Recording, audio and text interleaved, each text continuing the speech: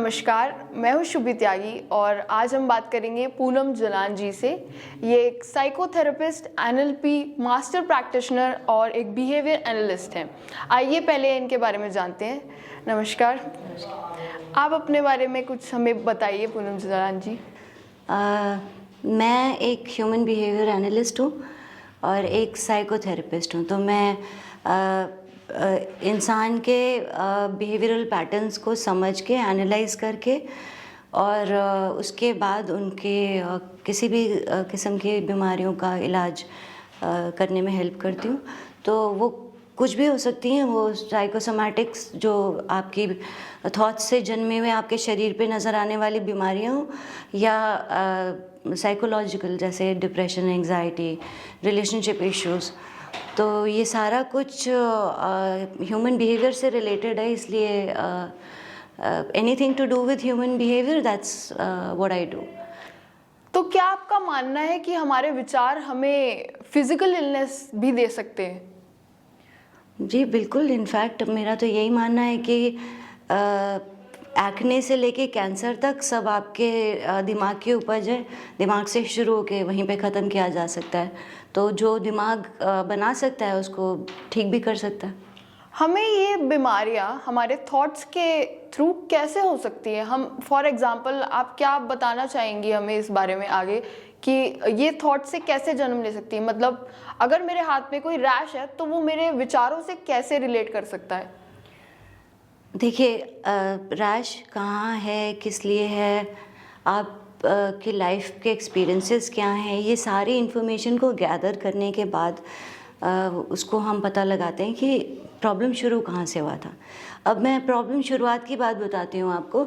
जैसे कि let's say एक आपके पास 5 किलो का बोरा है और आपको उसमें 10 किलो चावल डालना है। तो जो 5 किलो चावल भरने के बाद बाकी के चावल का क्या होगा, वही होता है जब हमारे साथ कुछ जीवन में ऐसी घटना घटती है जिसको हम उसी समय प्रोसेस नहीं कर पाते, तो वो दिमाग के किसी कोने में बैठ के चलती रहती हैं, वो लूप खुलना जिसको हम बोलते हैं। और जितने भी आपके दिमाग में ओपन लूप्स होंगे उतना आपकी ऑक्सीजन जो है उस लूप को खुला रखने में कंज्यूम हो रही है। तो हमारा आइडिया यही होना चाहिए कि हम किसी न किसी तरीके से उस लूप को बंद करें। और जैसे आपको कभी हाथ पे चोट लग जाती है तो आपको दिख रहा है कि अच्छा मेरे को चोट लगी है, यहाँ पर से खून निकल रहा है, तो आप उसको साफ़ करेंगे, उस पर पट्टी बांधेंगे, उसको नर्स करेंगे। पर जब आपका चोट जो है वो इमोशनल हो, जैसे आपको कुछ चीज़ बुरी लग गई, और 4-5 थीम्स होते हैं जिनमें ये चलता है, जैसे गिल्ट हो गया, फियर हो गया, शेम हो गया। ये बहुत कॉम्प्लेक्स इमोशंस होते हैं जो कि आदमी इजीली प्रोसेस नहीं कर पाता है। और ये जो अनप्रोसेस्ड होते हैं क्योंकि हम उनको देख नहीं पा रहे, तो वो एक बीमारी की फॉर्म में हमारे शरीर में दिखाई देते हैं। एक तरीके से ये ब्रेन का तरीका है हमको बताने का कि ये कुछ है आपके जीवन का जिस पे आपने अभी तक काम नहीं किया है। तो पूनम जी, आपने ये अपना journey in mental health and in this field, how did you start, from what derived you into this? देखिए, हर किसी के जीवन में कुछ ना कुछ ऐसा सिग्निफिकेंट इमोशनल इवेंट आता है जब उसको एक दिशा बदल देता है। मेरे भी जीवन में ऐसा एक बार हुआ था। मेरी एक बहुत अच्छी सहेली जो कि अपने जीवन में खुश नहीं थी और उन्होंने आत्महत्या कर ली। वो मेरे लिए बहुत सदमे वाली बात थी और फिर मुझे ये लगा कि मुझे भी इस फील्ड में कुछ करना चाहिए, अवेयरनेस बढ़ाने के लिए और ज़्यादा में ज़्यादा लोगों की मदद करने के लिए। तो मेरी जर्नी शुरुआत होती है ऑस्ट्रेलियन यूनिवर्सिटी मोनाश। वहाँ से मैंने मास्टर्स किया पहले। फिर मैंने रिस्टोरेटिव प्रैक्टिसेस है जो ज़्यादातर अमेरिका में यूज़ करते हैं, उसका एक कोर्स किया। मैंने कपल्स के हेल्प के लिए प्रिपेयर एंड रिच फैसिलिटेशन सीखा। और अभी फ़िलहाल जो है मैं प्रैक्टिस करती हूँ न्यूरो लिंग्विस्टिक प्रोग्रामिंग, जिसकी मैं मास्टर प्रैक्टिशनर हूँ। और हाँ, बाकी किताबी पढ़ाई के अलावा जो एक्सपीरियंसेस थेरेपी में करने से मिलते हैं, हर एक केस से कुछ नया सीखने को मिलता है। और क्योंकि जीवन में किसी दो लोगों के एक जैसे एक्सपीरियंस नहीं हो सकते, इवन एक माँ के पेट से निकले हुए ट्विंस के भी एक्सपीरियंसेस अलग होंगे। इसलिए मैं हालांकि कितना भी सीबीटी पढ़ लो, ये करने के बावजूद मैं बहुत अगेंस्ट हूँ कि किसी के ऊपर लेबल लगाया जाए। तो मैं हर एक इंडिविजुअल को यूनिक मानती हूँ, सबके अपने एक्सपीरियंसेस होते हैं और हमारे काम में वही सबसे ज़्यादा मदद करता है। ओके, सो आपने अपनी पढ़ाई बाहर से की है, आपने प्रैक्टिस इतने टाइम में बाहर करी है, फिर आपका क्या आपके मन में आया कि आपको ये इंडिया में प्रैक्टिस करना है? देखिए, कोई भी मोडालिटी जो कि हीलिंग रिलेटेड है, उसका काम करने के लिए बिलीफ होना बहुत ज़रूरी है कि हाँ, ये मेरे लिए काम करेगा।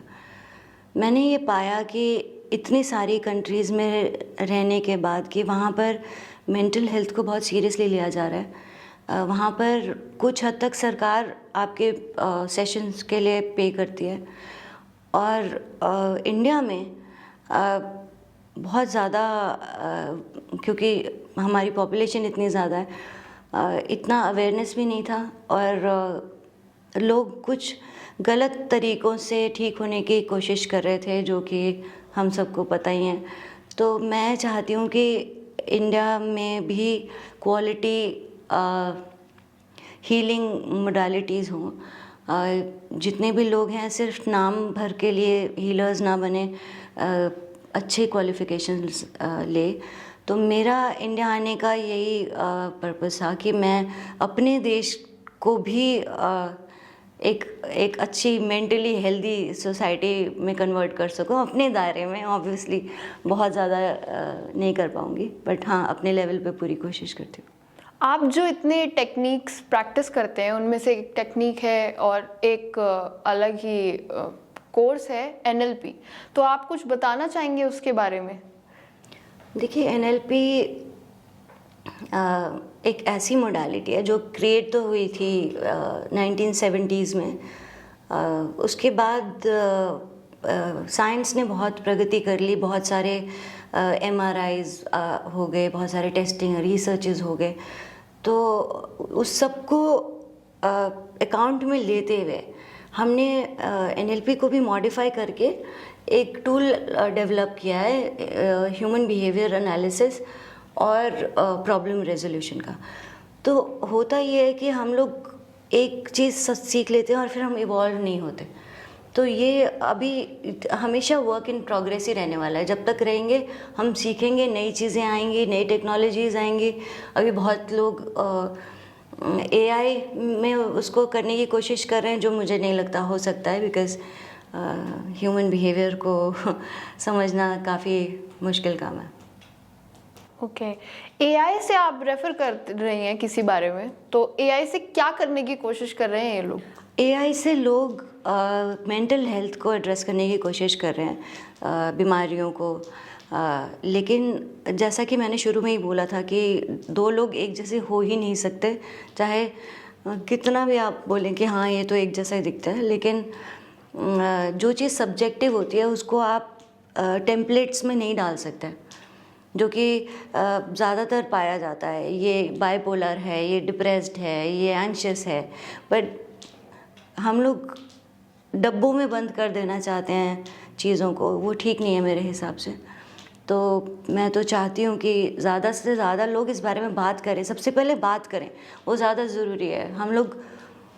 हमें कल्चरली सिखाया जाता है कि छुपाओ, आगे बढ़ो। इवन छोटा बच्चा जब गिर जाता है तो उसको कितनी चोट लगे नहीं देखेंगे, ये देखेंगे कि देखो देखो चींटी मर गई। तो हमें अपनी पेन को देखने ही नहीं दिया जाता। तो मैं कहूँगी पहले सबसे पहली चीज़ जो सबको करनी चाहिए वो एक्सेप्ट करना चाहिए कि हाँ, कुछ तो है। जैसे इंडियन कल्चर में ये सब छुपाने का बहुत ज़्यादा रिवाज है, तो इससे हमारे मेंटल हेल्थ और हमारे फिजिकल हेल्थ पे क्या असर पड़ रहा है? आपको सबसे कॉमन देखने में क्या मिला है अपने पेशेंट्स में? सबसे कॉमन तो यही देखने को मिला है कि लोगों ने कभी रियल टाइम में प्रोसेस ही नहीं करा चीज़ों को, छुपा छुपा के उस हद तक पहुंच गए जब वो बीमारियां बन गई, और फिर सब डॉक्टर्स के पास भागते हैं, बड़ी बड़ी इन्वेजिव सर्जरीज कराते हैं। और मैं ये बोलती हूँ कि आपको वो इन्वेजिव सर्जरीज कराने की ज़रूरत ही नहीं है। जब तक इमरजेंसी ना हो, आप अपने आप को खुद अपने दिमाग की पावर से और अपने पुराने सेटबैक्स, ट्रॉमा, पेन, फियर, इन सब पे काम करके आप अपने आप को हील भी कर सकते हैं। क्योंकि ह्यूमन ब्रेन इतनी पावरफुल है कि अगर वो कुछ बीमारी बना सकती है तो वो उसको ठीक भी कर सकती है। तो आप क्या ये मानते हैं कि कैंसर जैसी खतरनाक बीमारी है जिसका अभी तक ठीक से कोई इलाज नहीं मिला है, वो भी हम अपने खुद के ब्रेन के थ्रू उसको रिवर्स कर सकते हैं, उसे ठीक कर सकते हैं? तो बनाया किसने? अगर ब्रेन ने बनाया है तो ब्रेन ठीक भी कर देगी। क्या आपके पास ऐसा कोई एग्जाम्पल है जिसमें आपने कुछ प्रोग्रेस देखी हो कैंसर पेशेंट में through your NLP techniques and your practices of psychotherapy? बिल्कुल, ऐसे अनगिनत केसेस हैं, बहुत बड़ी बड़ी बीमारियां, ऐसे केसेस जहाँ पर ऑर्गन ट्रांसप्लांट तक बोल दिए गए थे, लिवर ट्रांसप्लांट, किडनी ट्रांसप्लांट्स। वहाँ पर हमने लोगों के साथ काम करके उनको बैक टू हेल्थ कर दिया है कम्प्लीटली। हमारे एक जानकार हैं, क्लाइंट हैं USA में, वो 2 महीने बिस्तर से बाहर नहीं निकलते, उनका पूरा चेहरा एकदम काला हो गया था, और आज वो 20 किलोमीटर रन करते हैं, और उनका टेनिस बॉल साइज़ का लंग कैंसर वो रिड्यूस होके छोटा कंचा जितना रह गया है। और वहाँ के डॉक्टर्स अलग रिसर्च कर रहे हैं कि ये हुआ क्या। वो सोच रहे हैं कि ये अनोखा केस है, ये स्टडी में जाएगा, तो कुछ भी हो सकता है। तो हम ये कह सकते हैं कि हम सिर्फ थेरेपी और टेक्निक्स ऑफ NLP के थ्रू, आपके बिहेवियर एनालिसिस के ज़रिए ये सब ठीक कर सकते हैं। बिल्कुल। तो ये थी हमारी चर्चा पूनम जी के साथ, और हम ऐसे ही आगे भी मुद्दों को लेकर आते रहेंगे आपके लिए। Thank you.